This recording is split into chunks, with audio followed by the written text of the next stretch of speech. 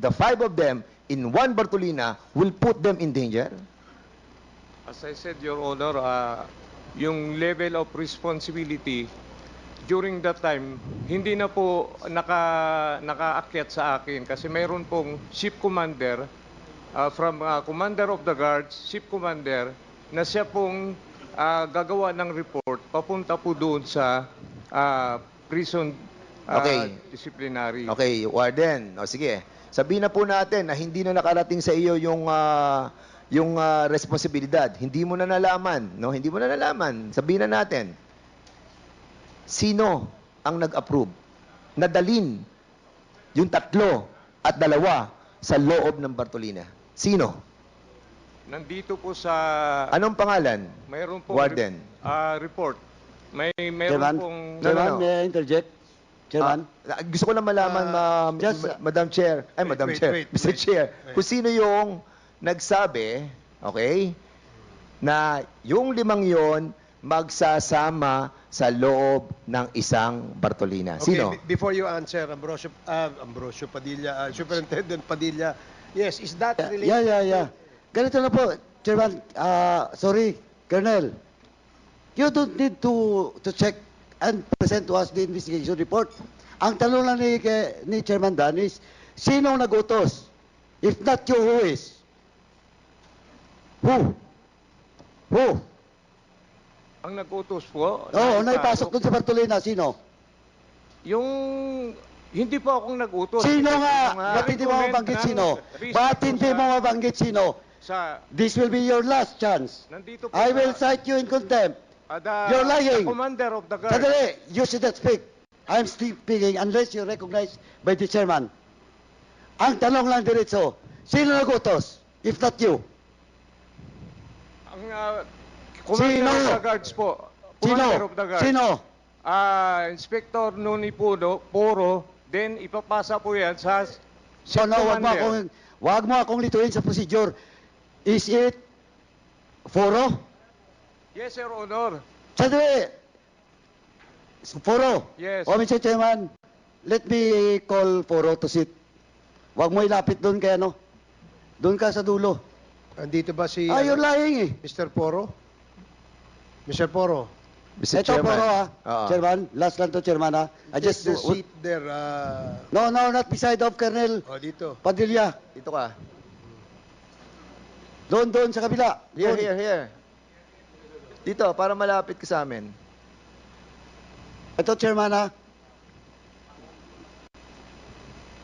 Last lang to, last manifestation lang. Colonel Poro, Okay. have you taken your oath? Okay, Comsec, please administer the oath of Mr. Please Poro.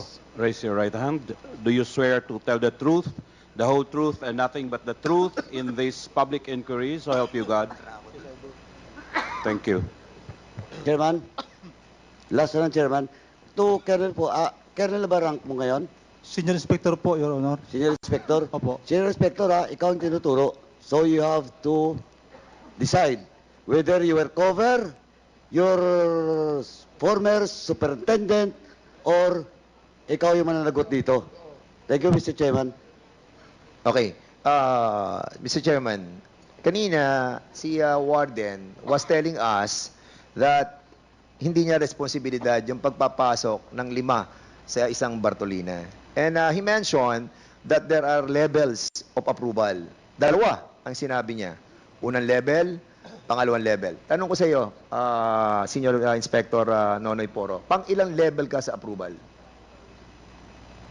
Pangalawa po. Pangalawa. Actually, pang-tatlo po ako, Your Pangatlo. Honor. So may first level, may second level, ikaw pangatlo. So ikaw ang final approval. Hindi ang final approval, sir, talaga manggaling sa taas. Oh, so kay Warden Opo. ang final approval. Opo. So after your approval, dinala mo kay Warden. So si Warden ang nagsisinungaling. So ngayon, ang final ng approval ng pagpapasok ng 3 Chinese together with the 2 PDLs is under your jurisdiction, Warden. Di ba? Ayun ang sabi ni Senior Inspector Nonoy Poro. Am I right? Sir, Kasi ikaw ang sinasabi mo, pangatlong level ka. From the superintendent, sir. From the superintendent, mayroon pang Assistant Superintendent for Security and Operation. Oo. Papunta po sa akin, Commander of the Guards. Papunta na po sa ship. So commander po. ikaw ang nagsabi na dalhin yung tatlo sa iisang Bartolina. Hindi po. Sino? May advice po si Sir Jerry na... Sino may advice? May advice po si Superintendent. So may advice si Superintendent na Opo. ipasok sa isang Bartolina yung 5. Opo. O yun. O sabi mo kanina, Warden, wala kang alam. Hindi mo responsibilidad yon. Ganito ang nangyari po, Your Honor. Nung nagkaroon po ng violation, ginawa ng report ng Commander of the Guards. Then si Commander of the Guards, tinurn over niya sa Ship Commander. Nung time na yon, during that time, ang Bartolina po namin talaga congested. Nung time na yon. Naglalaman po ng 12, umaabot pa ng 15, na ang dapat ideal is nasa 7 lang nung time na yon. Naunang dumating doon sa Bartolina yung 2, tapos nung nag-consult po sa akin si Commander Puro kung paano ang sistema, kasi dapat po ang nagdadala dyan yung ship commander, siya po ang nagdidesisyon kung saang selda po ilalagay. Alam mo, Warden, kanina sinasabi mo wala kang alam eh. Kasi sinasabi mo level yan ng ng Opo. first level, second level, di ba? Third level. Nagkaroon po ko... Now. Ngayon, meron na kayong usapan na nag-uusap na pala kayo kung saan ilalagay yung 5. Am I correct? Di ba ngayon sinasabi mo meron na kayong usapan? Kanina hindi mo alam eh. Di ba? As I recall, Your Honor, kasi sa sobrang tagal, para lumapit Can you siya, please speak louder with your mouth much nearer? lumapit siya kasi nagkakaroon kami ng problema nung time na yon dahil dyan sa sistemang yan. O yun, so wait, putulin kita doon.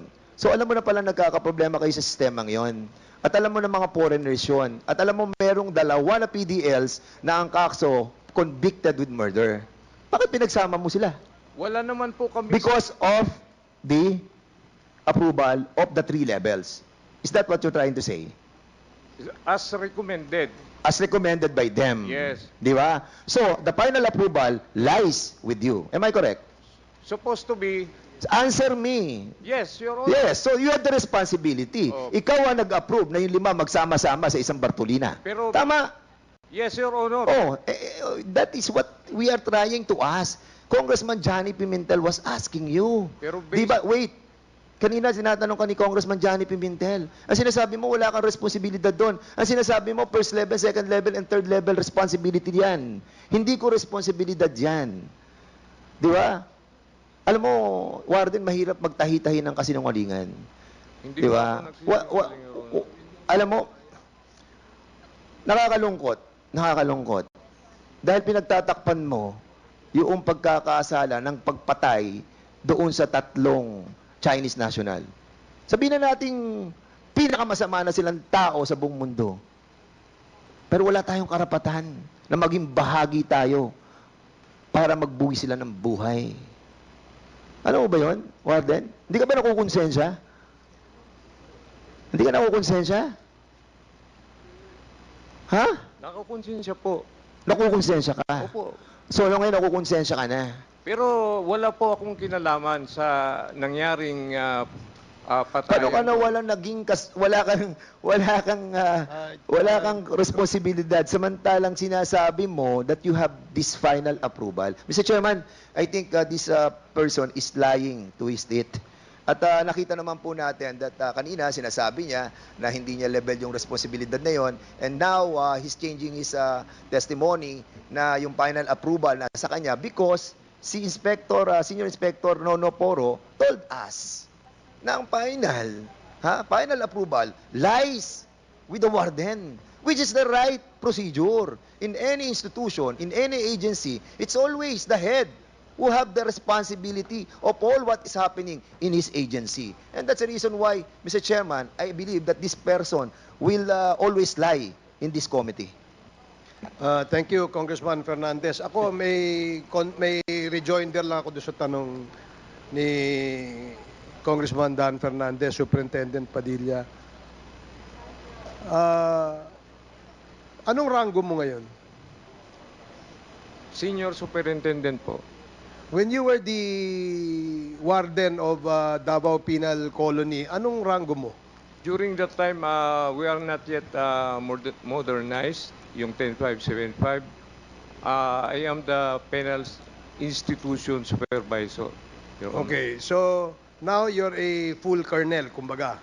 Based po sa 10575 modernization Okay. law. So you're a beneficiary of the modernization Yes, Your Honor. because you were promoted. Is it because of your accomplishments, or is it because you were just a mere beneficiary of the law, the modernization law? Because of the modernization law, not because of the promotion. So wala kang meritorious achievement for the government to promote you to your rank now. I mean, hindi po nangyari yon. O sige. Alam mo, I think Senior Inspector Noni Foro was just telling the committee kung ano yung proseso. Kasi hindi naman nga tama na alam nila na malalagay sa Bartolina yung mga preso, pero yung boss nila, which is you, hindi mo alam. Now, you keep on evading the questions asked by the members. And you, with your answers, you compel us to believe and to conclude na ikaw ay nagsisinungaling. Dalawang bagay lang po yan kay Superintendent Padilla. You are either incompetent, nagtataka kami na hindi mo alam yung procedure, mabuti pa yung the deputy, yung mas mababa sa'yo, alam yung procedure eh. Ikaw, boss. The boss. So, you are either incompetent or meron kang kinalaman dito sa krimen na nangyari mismo sa bahay mo. Because this crime was committed under your watch. And that makes you more incompetent. So, nakakalungkot na meron tayong ganitong klaseng opisyal sa ating gobyerno. If proven that you are indeed part of this crime, I am sorry. Mr. but Chair. The committee Mr. Chair. will be compelled to recommend drastic actions for you. Mr. Sige, May I say Congressman something, please? Abante. Have you, Colonel Padilla, Yes, sir. have you ever heard of command responsibility? Yes, Mr. Chair. And therefore, you believe in command responsibility. Yes, Mr. Therefore, the buck ends. The buck ends in your office. Yes. Yes. Ibig sabihin, kung talagang naniniwala ka sa command responsibility, nag-report ka, hindi ba? Inspector Foro sa kanya, hindi ba? Yes po. Nag-report ka, hindi ba? Opo. Therefore, alam niya. Yes po. Oh. Why we denying na hindi mo alam? Colonel Padilla, you were denying a moment ago, hindi mo alam eh. Oh. Nag-report sa iyo si Foro na nangyari. Alam mo, hindi kita pinagbibintangan na ikaw ang pumatay. Ang sinasabi ko lang sa iyo kung alam mo ang nangyari. Yes, Mr. Chair. O yun pala naman eh. O, ngayon, umamin na, Mr. Chair, na alam niya nangyari. O, magsasabi ka na ng totoo ngayon. Ito na pangalawa ngayon. Alam mo nangyari at meron kang bahagi sa nangyari. Wala po. Hindi, meron. Alam mo nangyari, meron kang bahagi sa nangyari. Teka, saan ka ba nakatira? Where do you live? In Davao City. O, sa labas ba nung compound mo? Sa labas ba nung colony? During that time, Yes. sa loob po ng colony. Ayun. Sa loob ng colony. Gaano kalayo ang bahay mo doon sa pinangyarihan ng krimen? More or less 300 meters. Ay di alam mo. My goodness, alam mo. Hindi mo lang alam. Hindi mo lang alam. Ha? Meron ka pang kalalagyan doon. Meron ka pang kasama roon. Kasama ka sa pagkakaalam. Inspector Foro, tama ba ako o mali? Tama ba ako o mali? Yes or no? Yes. Oh, see? Yun ang sinasabi ko. Hindi lang na alam mo, ha? Kasama ka pa. Sinabi ni Inspector Poro, kasama ka. Yes, right.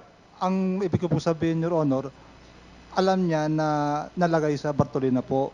Pero yung pangyayari na kung ano man yung sinasabi nung ano, hindi ko po alam yun. Huwag mong pagtakpan yung boss mo. Pinagtatakpan mo eh. Okay, please Chair. proceed, Congressman Pimentel. Mr. Chair, can I just have a... Congressman Pimentel has the floor, but with the I will indulgence wrap up since there are many questions from other members. Mr. Chair, I would like to put it on record that I certainly believe that Superintendent Padilla is lying. Based on the facts, it will show that from the very beginning, Superintendent Padilla was already clearly involved in the planning. Hindi po mangyayari yung patayan dyan sa bilangguan. Hindi po mangyayari na malagay yung 5 bilanggo doon, yung Chinese national at saka yung 2 pumatay, nang walang tacit approval from Superintendent Padilla. Hindi po tayo rito high school na hindi po natin alam ang regulasyon ng papapagtakbo ng isang bilanggo. Tayo ay po lahat ay halos lahat tayo rito miyembro ng mga gobyerno. Alam ho natin ang pagregulasyon ng gobyerno, lalo na po yung sa bilanggo. Hindi po mangyayari yung insidente niyan kung hindi alam ni Jerry Padilla. Unang-una po, sabi ko na po kanina, nung sa pagplano pa lang, binuo po yan ni Colonel Garma. Kaya nga po, may in close contact si Colonel Garma kay Superintendent Padilla dahil siya ang may hawak ng bilangguan. Hindi magagawa ni Colonel Garma yung pagpatay sa Chinese national without the cooperation of Superintendent Padilla kasi siya ang head ng Dapicol. Siya ang hari po doon. Kaya nga kinontak siya ni Colonel Garma, ilang beses sila nag-usap. In fact, as I've said, he is lying because he talked with Colonel Garma. Personally, nakausap niya si Garma. Doon po, plinano nila. Sabi niya yung Garma sa kanya, ito ang gagawin natin. Bartolina mo yung 5. Sinabi niya kanina, Mr. Chair, na congested daw ang mga Bartolina, may 12, may 7. Bakit doon sa Selda 6, 5 lang sila ang nandun? Congested naman pala, bakit hindi nilagyan ng ibang bilanggo? Everything na nandito po sa salaysay ng mga resource persons natin, lahat ng mga facts na nangyari ng insidente, all leads to Superintendent Padilla, Mr. Chair. Yun lang po, Mr. Chair. Mr. Chair, I'd like to move that we recall the 2 witnesses so that they will face Colonel Padilla and tell us if they are true to their oath and to their statement. Okay. So move, Mr. Chair. There is a motion to invite again the 2 witnesses, PDL witnesses, which is presently detained Second. in the premises of the House of Representatives, duly seconded. Hearing no objection, the motion is approved. So, COMSEC, please coordinate with the Sergeant at Arms to bring before this committee today the 2 other witnesses. Mr. Chairman, Yes, if I may just read something very quickly. Congressman Suarez. Thank you very much, Mr. Chairman. Mr. Chairman, I'd like to point out to Superintendent Padilla, Chapter 5 under Transfer of PDL. Under Section 2, nakasulat po dito, a PDL transfer must be duly covered by the corrections order issued by the Superintendent. Kayo po yun. Kayo lang po ang may kapangyarihan para maglipat ng preso sa loob ng isang presuhan. At wag po natin kakalimutan na yung pinaglipatan po ng dalawa ay magkabukod na colony. One for foreign nationals and one for Filipinos. Ipinagsama po sila sa isang Bartolina. At kayo lamang po ang may kapangyarihan ng gumawa nun. Kasi kayo lang po under the transfer of PDL regulation section number 2, a corrections order can only be issued by the superintendent. This is under your direct supervision, mandate, and responsibility.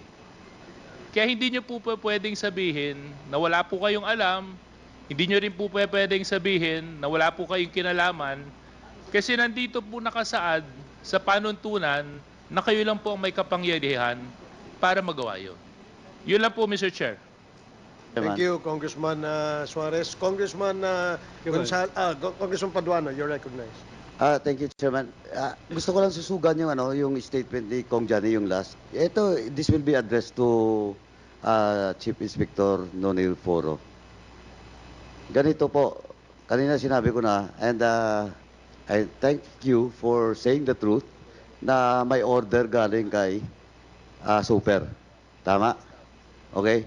Now, kasi sabi niya kanina, na minensyon na rin ni Kong Johnny, na decongested daw. But of course, how can the situation in that Bartolina is congested kung unang pinasok yung tatlo, di ba? Unang pinasok yung dalawa, silang dalawa lang. Then, ipinasok yung tatlo, umalagwa yung tatlo, na ayaw pumasok, pinalabas yung dalawa, pinasok yung tatlo, then ipinasok yung dalawa. In short, yung Bartolina na yun is purposely for slaughter. Poro, do you confirm na indeed bakante yung Bartolina na yun? Pinabakante? Pwede po paliwanag, sir. Please. Actually, sir, ang ating kasing mga tawag doon namin kasi prison disciplinary dormitory, iba-iba po kasi yung size. Kaya siguro Diretso na lang po. Opo. Okay, I understand. Iba't iba yung size, iba't ibang number of people sa PDL should be there, di ba? Opo. But ito kasing case na to, bakante. Di ba? Pinasok mo na yung tatlo, yung dalawang PDL natin, si Tan at sa Magdadaro. Tapos, doon pinasok yung tatlo, ayaw pumasok dahil nakita niya yung dalawa. Di ba? Linabas yung Magdadaro, pinasok yung tatlo, saka pinasok yung Magdadaro at saka yung Tan. How can you explain that? Bakante yun. Sir, actually, sir, yung pagpalagay po sa prison disciplinary dormitory po, ina-assign po yan sa ship commander. Kaya yung ship commander po ang nagdala doon sa Bartolina. However, I'm just asking you. Okay? I'm just asking you, Sir. Chief Inspector Poro. Hindi, kung ikaw hindi ka nagdududa? Wala po ako doon kasi, sir, sa pangyayari kasi ang ship commander... Pero di ba, ikaw ang nag-responde? Yes po, ako nung O ikaw, matagal ka na ba? Kaya Chief Inspector ka, matagal ka na, di ba? Hindi ka ba nagdududa? Ito, honest opinion lang. Looking back, ngayon, hindi ka nagdududa, bakit bakante? Pinasok yung 5? Hindi nga. Sir, kung walang nangyari, di wala sanang... Yun na nga eh. Kaya Kasi may nangyari. Kaya medyo po... Duda ka. Hindi, medyo may ano po. Medyo may duda ka, of course. Tama? Opo. Thank you, Mr. Chairman. Mr. Chairman, Thank you. Okay, we have a list of interpellators, but before we